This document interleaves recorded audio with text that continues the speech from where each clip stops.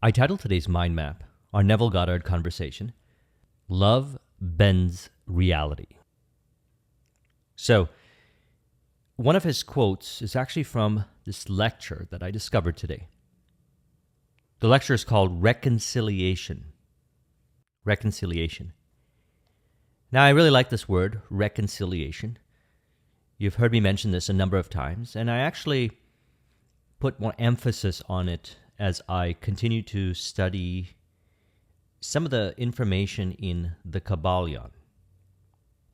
In the start of the book, in the introduction, it states that there was a great reconciler who dwelt in ancient Egypt, and that many would go to him.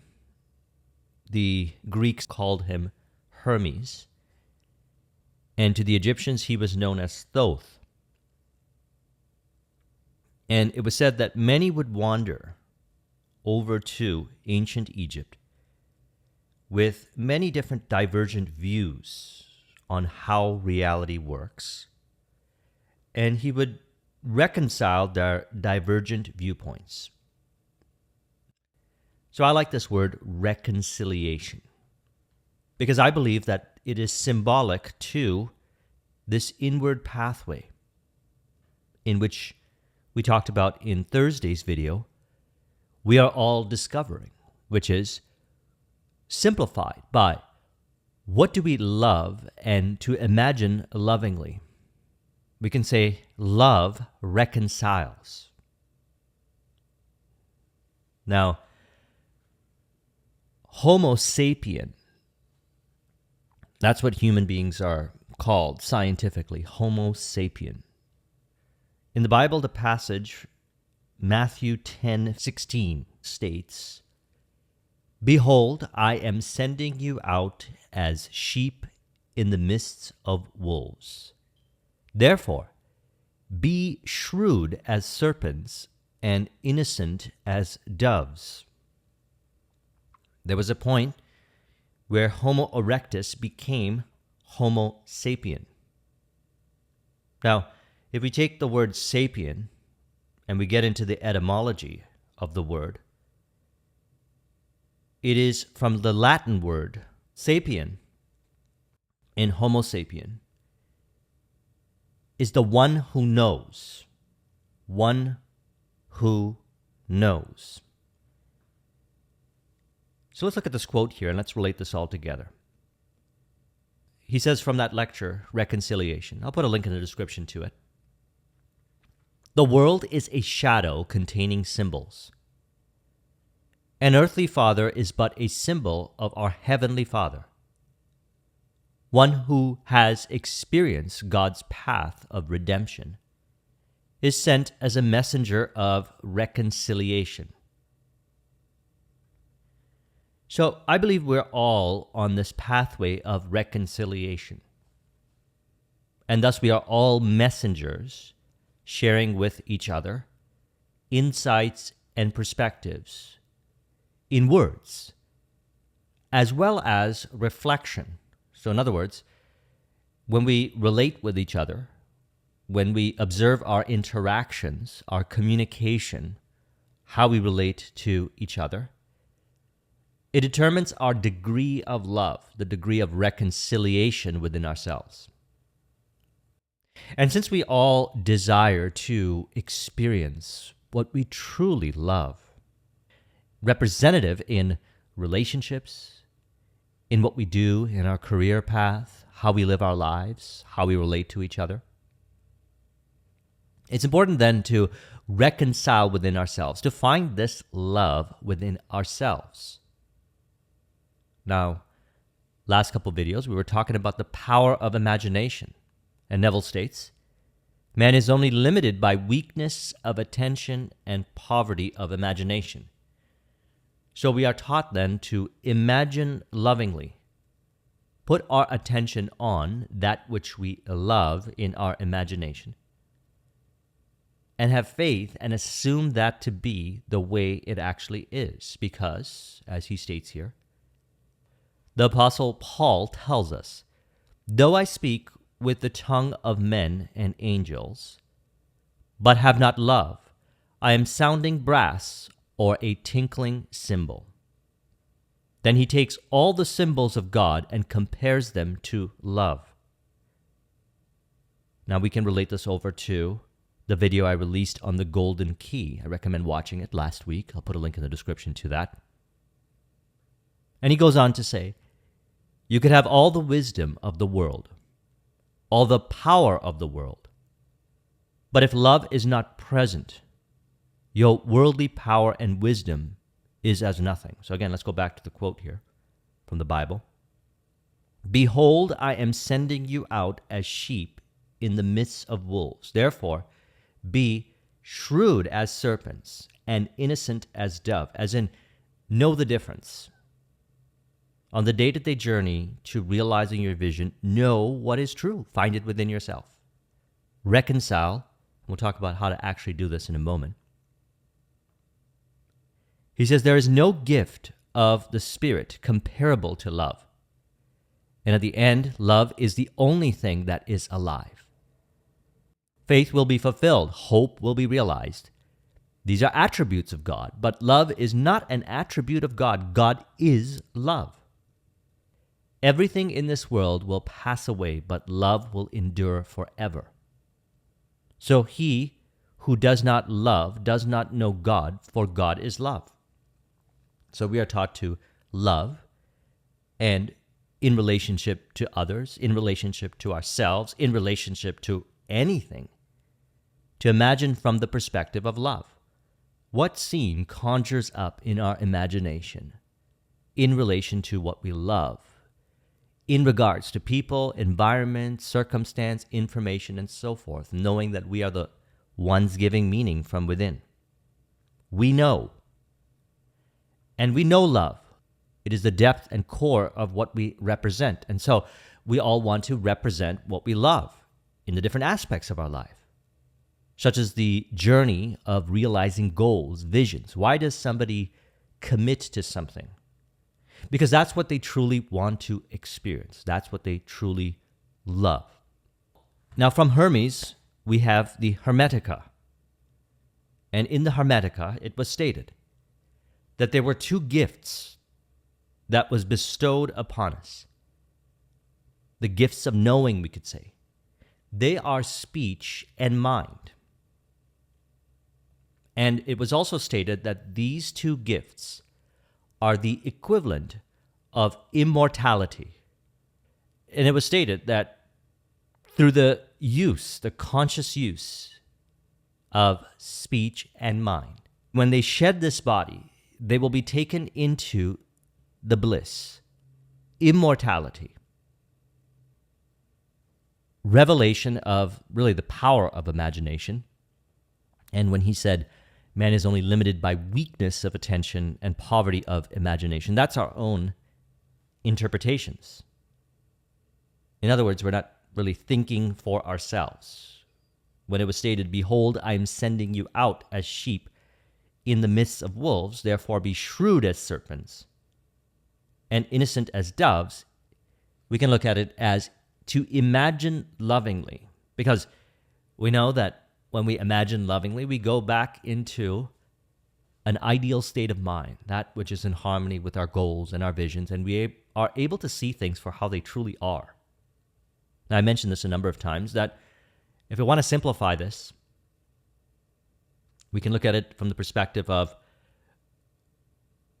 we first start with the willingness to understand any kind of reactivity, tension, and in regards to communication and relating with others. We want to understand the message being presented. So it states in not just the Hermetica, but all different forms of spiritual work, that we first start with acceptance, our willingness to understand. We can accept it the way it is. We can change how we relate to it, or we could do something different. And we always do this from the premise of love. So I wouldn't say to you, here's what to accept. I would say, and what we are taught, is to go within and find within ourselves the reconciliation. So for example, a person decides that they want to go down a pathway of living how they love through their artistic expression. So they have an artistic path that they want to express on this journey, which is really a result of walking the inward path, as we've been discussing, and revealing and expressing through music, painting, sculpting, any kind of artistic expression. So they perhaps are working in their career and they realize that this is one where this pathway of creative expression requires a lot more commitment, a lot more dedication. And so they're maybe at a fork in the road. Do I stay in this career, or do I leave and do I pursue what I truly desire? But they realize that maybe it's best to stay for a period of time, maybe 5-6 months, to accumulate a certain amount of financial resources, which will then be something that they can use to carry them along, maybe for the first year or so, as they go through the journey of turning their artistic endeavor into an entrepreneurial endeavor, their art into a profession. So they accept it the way that it is for that moment. They say, look, I accept it the way that it is right now. I will learn the lessons from this particular job. I will be present. I will practice flow for this period of time. And then after 5 or 6 months, I'll leave. So that's how we say accept it the way that it is.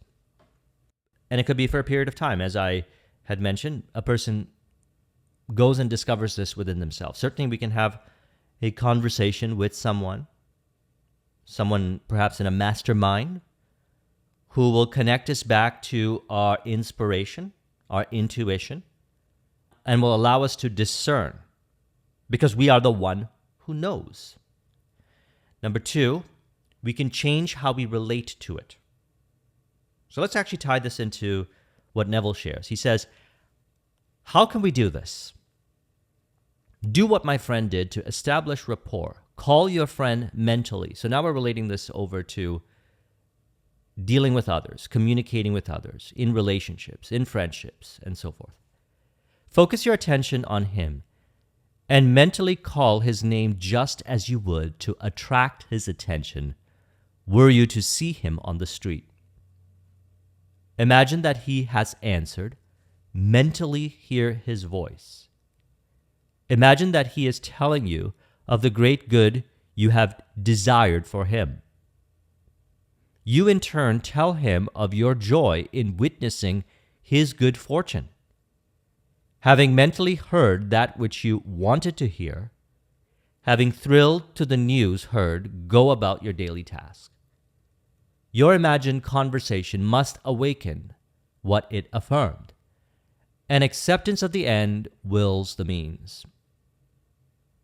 And the wildest reflection could not devise more effective means than those which are willed by the acceptance of the end. However, your conversation with your friend must be in a manner which does not express the slightest doubt as to the truth of what you imagine that you hear and say. So let's again go back to the quote from the Bible, Matthew 10:16.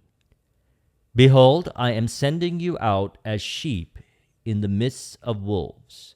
Therefore be shrewd as serpents and innocent as doves. So by innocent as doves, we zone in here where he says, however, your conversation with your friend must be in a manner which does not express the slightest doubt as to the truth of what you imagine that you hear and say. Childlike innocence, we could say. However, the decision to imagine the person lovingly was probably a result of reference experience, in which a person became wise. So shrewd can be replaced with the word wise. As a matter of fact, in some interpretations, it actually says wise instead of shrewd. And again, sapient means wise, one who knows. So we have the ability to know what is true and accurate. So let's go back here. Everything in this world will pass away, but love will endure. So he who does not love does not know God, for God is love. So we imagine lovingly of the other person, which this could be something that was playing out, conflict with a person or people in our lives. Again, what is the conflict revealing? What's within ourselves? And we have the opportunity then, as a result of the conflict that's being revealed, to work with imagination and actually reveal. We could transmute this quote here then to say strength of attention, which is love, and richness of imagination, and all the possible loving ways that we can imagine the person. We have the ability to creatively choose in our imagination. So let's continue. He says, however, your conversation with your friend must be in a manner which does not express the slightest doubt as to the truth of what you imagine that you hear and say. If you do not control your imagination, you will find that you are hearing and saying all that you formerly heard and said. And he goes on to say, we are creatures of habit, and habit, there's the Homo erectus side of us. He says, we are creatures of habit, and habit, though not law, acts like the most compelling law in the world. With this knowledge of the power of imagination, be as the disciplined man and transform your world by imagining and feeling only what is lovely and of good rapport. And he says, don't blame, only resolve. Life, like music, can be a new setting. Turn all its discords into harmonies. Represent your friend to yourself as already expressing that which he desires to be. Let us know that with whatever attitude we approach another, a similar attitude approaches us. So as mentioned, we all want to experience love in our lives. And love represents itself in many different forms of expression, symbolic expressions, such as our career path, our relationships, our friendships, how we relate to environment, how we relate to information, how we relate to circumstances, how we relate to whatever. And I like to constantly remind myself of these things, that for whatever the reason may be, I was thinking a certain way. And I had certain thinking patterns which were not from the perspective of love, in which I was unconsciously identifying with. And then people showed up to play out the theater, revealing what was within myself. And then I changed how I relate to them. And things begin to change. It first starts with a genuine desire, a willingness to understand. We could say acceptance. And then from there, we can accept it the way it is, such as the example that I gave earlier. We can change how we relate to it, and he gives a process of working with imagination. Or sometimes I say, we could do something different. And in one of his lectures, he says, when in doubt, always do the loving thing. For example, let's go back to the first example that I shared in regards to the person who decides that they want to walk down a certain pathway in life and express artistically and make that a profession. They have perhaps at some point on their journey in their career path, the previous career, were realizing that they actually were not enjoying what they were doing.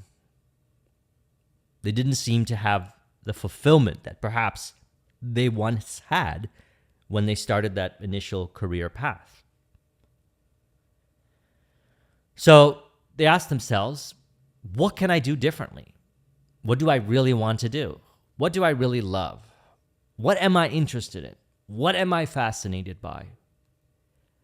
And in that moment, and we want to relate back over to the video we released on Thursday, what flashes in their mind's eye is a vision of something different.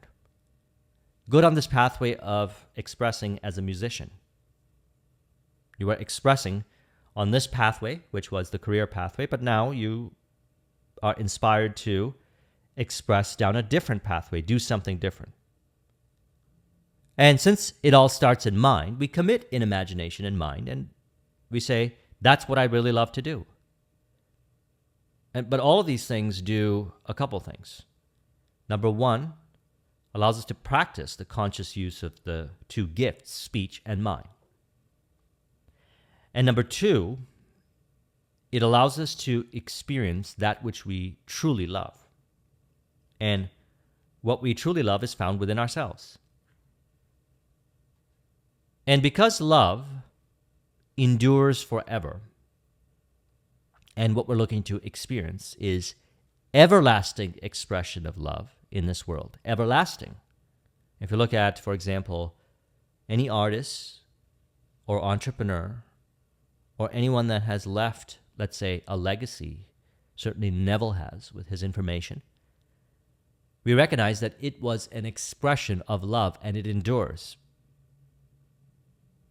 And even when we go back to what we learned from the Kabbalion, we see that the truth and love can never be ignored because it is the essence of who we are. And to simplify this, we simply commit to what we love. We ask ourselves the question all day long, what do we truly love? And commit to it. And we imagine it first. We see ourselves as the person. And because we know that that is how we truly are, we discern. We're able to look beyond any kind of interpretations and doubts and things like that and imagine it in a way that it actually resonates with us, which brings us into what he refers to as the feeling of the wish fulfilled. And we're able to maintain that till we realize our vision, because we recognize that all of this, ideas, body, assets, resources, relationships, everything that seems to some way, somehow harmonize to bring forth our vision is actually an expression of love. Awareness pushed out, all spawned from love. So I trust you found this video to be helpful. Let's go ahead and conclude this with an autosuggestion to further integrate. We can say, I recognize that love bends reality. Love molds reality. Love is an expression of the true reality. Thus, I find myself automatically imagining what I love. And I recognize that this brings me into knowing who I am, and also, as a result, understand the messages that are presented by others, by information, into a deeper level of understanding within myself to reconcile and bring forth internal peace and harmony from the core of love.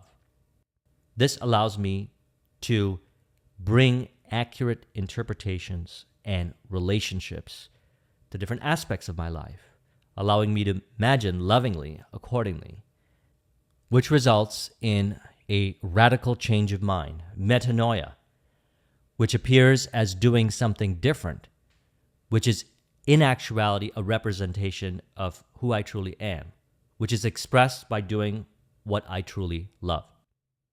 If you would like a copy of this mind map, the link is in the description. Thank you very much for watching. I'll talk to you soon. Take care.